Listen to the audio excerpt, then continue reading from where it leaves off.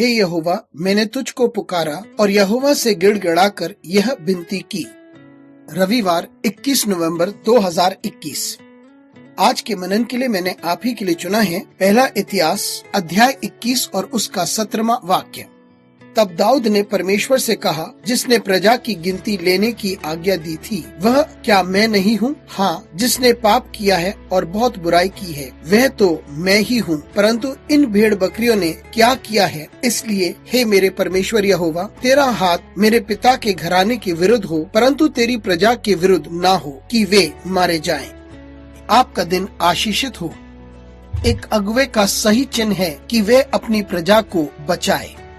आइए इस वाक्य पर मनन करते हैं। आज की सुबह का विषय है सच्चा अगुवा।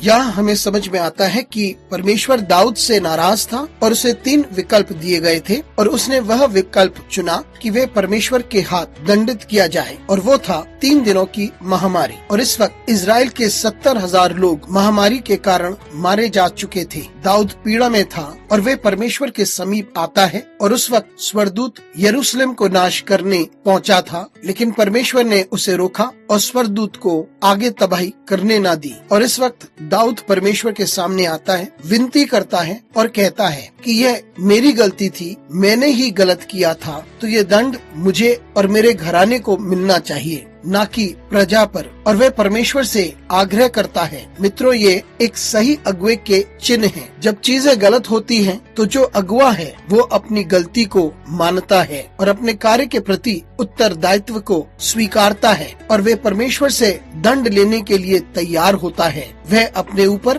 और अपने परिवार पर दंड लेने के लिए तैयार है, ना कि अपनी प्रजा के लिए जो बेकसूर है। दाऊद चाहता था कि बेगुनाह लोग दंड ना पाएं, क्योंकि गलती अगुवे की है तो लोग पीड़ा का अनुभव क्यों करें। दाऊद ने परमेश्वर से आग्रह किया कि वे लोगों को छोड़ दे और उन्हें चोट ना पहुंचाए, क्योंकि वे बेगुनाह थे। इस प्रकार के अगुवे हमें अब दिखाई नहीं पड़ते, जहाँ एक अगुवा अपनी गलती को स्वीकारने के लिए तैयार है और वे अपने लोगों को बचाने के लिए तैयार है और बेगुनाहों की जिंदगी को बचाना चाहता है। मित्रों, हम जहाँ कहीं भी हो और जो कोई भी हो, हम दाऊद से ये बात सीखें कि हम अपनी गलतियों को स्वीकारें और बेगुनाह को पीड़ा ना हो। अनुग्रहकारी परमेश्वर स्वर्गीय पिता, आज की सुबह के लिए तुझे धन्यवाद देते हैं। धन्यवाद देते हैं उन सारी बातों के लिए जो तू हमारे लिए करता है। धन्यवाद देते हैं क्योंकि तू हमारी सहायता करता है। हमारी सहायता कर परमेश्वर, ताकि हम अपनी गलतियों को स्वीकारें और कार्यों को तेरी इच्छा अनुसार करें और तेरी महिमा के लिए करें। यीशु मसीह के नाम से मांगते हैं, आमीन।